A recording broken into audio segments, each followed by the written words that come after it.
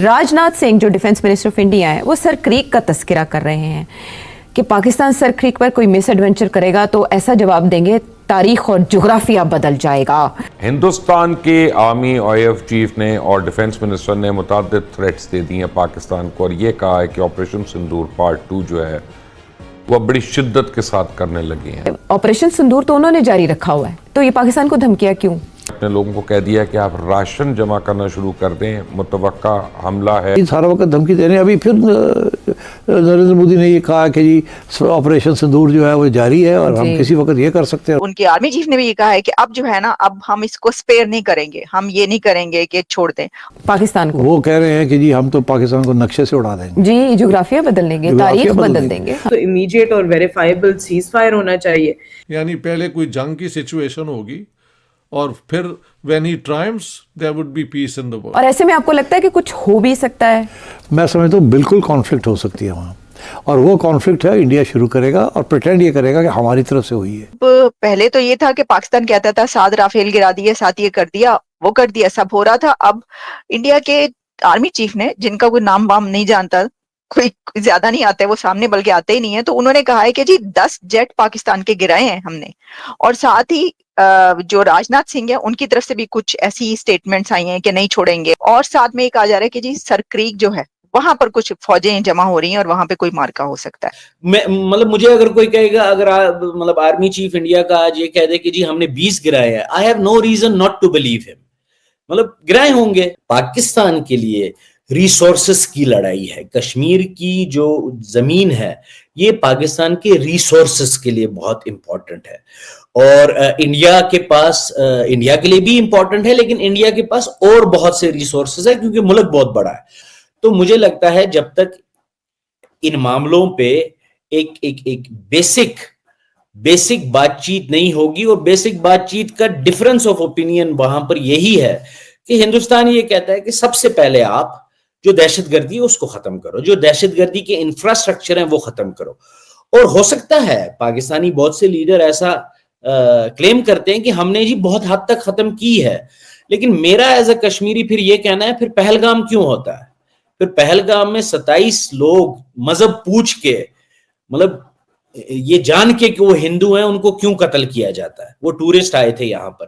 تو بات یہ ہے کہ پاکستان کو پہلے چاہیے کہ یہ جو ڈیمانڈز ہے، اب جیسے 2008 کی ممبئی اٹیک ہے، آج بھی ان کے بہت سے لوگ اوپنلی گھوم رہے ہیں یا پھر نام نہاد ہاؤس اریسٹ میں بند ہے. دیکھیں، میں ہندوستان کی اس بات سے اتفاق کرتا ہوں کہ پاکستان کو ایک بالکل ہی وہ ویزیبل طور پہ یہ دکھانے کی ضرورت ہے کہ نہیں جی ہم ٹیرورزم کو، ہم دہشت گردی کو فروخت نہیں دے رہے ہیں.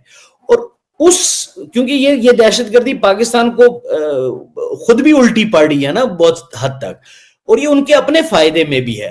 ابھی پچھلے دنوں میں پڑھ رہا تھا کہ بہت سے ایسے کیمپس ہیں، بہت سی ایسی تنظیمیں ہیں جو پاکستان ایڈمنسٹریٹ کشمیر میں جن کے کیمپس ہیں، جو وہاں پر تعینات ہیں، انہوں نے اب اپنے کیمپس جو ہیں، اپنے ٹریننگ سینٹرز جو ہیں، وہ انہوں نے خیبر پختونخوا شفٹ کر دی ہے، انڈین بارڈر سے دور. اب یہ باتیں، یہ ساری چیزیں جو ہیں یہ بڑی ورینگ ہیں، کیونکہ اس کا مطلب ہے کہ یہ ابھی بھی یہ معاملہ ختم نہیں ہوا. ابھی بھی good and bad Taliban, good and bad terrorist, یہ وہاں پر کھیلا جا رہا ہے. اور اس میں پھر یہ معاملات جو ہیں یہ تو پھر ایشوز رہیں گے. تو میں سمجھتا ہوں کہ پاکستان کو اپنی بہتری کے لیے اور اس خطے کی بہتری کے لیے ایک چھوٹی سی ہی چیز ہے نا کہ بھئی اب وہ زمانے چلے گئے، اب افغان سوویت وار نہیں رہا، اب امریکہ بھی چلا گیا، اب یہ دہشت گردی بند کرو، آؤ بات کرتے ہیں، آؤ ان معاملوں کو حل کرتے ہیں. اس خطے کی جو اکنامک سٹیبلٹی ہے، اس خطے کا جو اکنامک پوٹینشل ہے، اس کو دونوں تینوں، بنگلہ دیش لے کے، سری لنکا لے کے، یہاں تک کہ نیپال، بھوٹان، یہ ساری جگہ لے کے افغانستان، آؤ اس خطے کو اگلی مطلب دنیا میں لے جاتے ہیں. اس کا اکنامک پوٹینشل کو ہم ایکسپلوئٹ کرتے ہیں.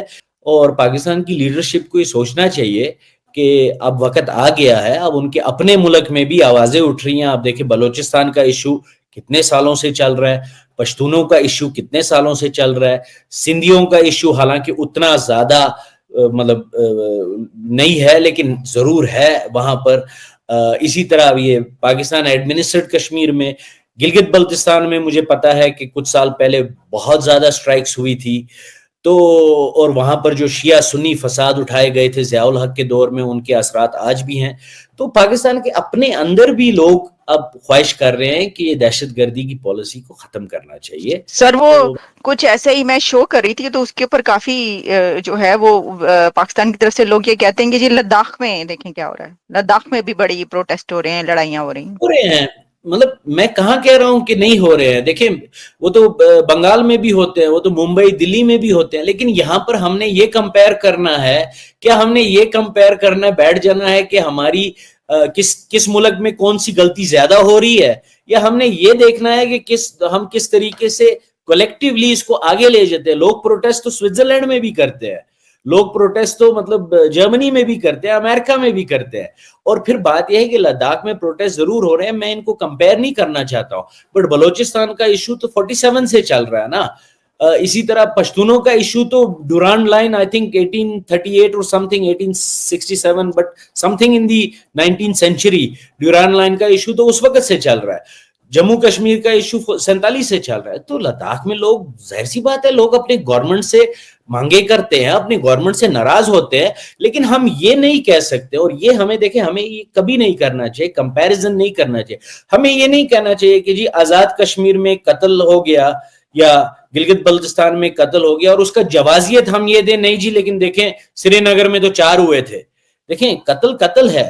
پاکستان کتنا بھی مار کھا لے لیکن پاکستان اپنی حرکتوں سے باز نہیں آتا. یہی کریکٹر رہا ہے پاکستان کا 78 سالوں سے. اور حال ہی میں سر کریک کے علاقے میں پاکستانی آرمی دوارا کچھ سسپیشس ایکٹیویٹی دیکھی گئی جس پر بھارت نے بہت ہی سخت بیان دیا، اور بھارت کے آرمی چیف اور بھارت کے ڈیفنس منسٹر نے یہ بیان دیا ہے کہ اگر اس بار پاکستان کوئی مس ایڈونچر کرتا ہے تو پاکستان کے اندر انڈین آرمی جائے گی، اور اس بار آپریشن سندور کی طرح کوئی سیز فائر نہیں ہوگا.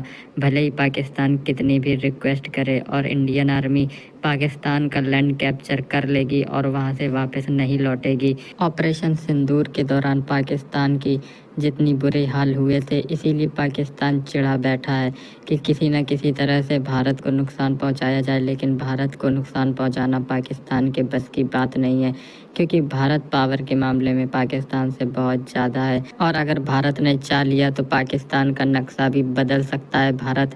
اور یہ بات پاکستان اچھی طرح جانتا ہے لیکن اپنی عادت سے مجبور ہے. آنے والے سمے میں بہت زیادہ پروبیبلٹی ہے کہ بھارت ایک بڑا آپریشن پاکستان کے خلاف لانچ کر دے.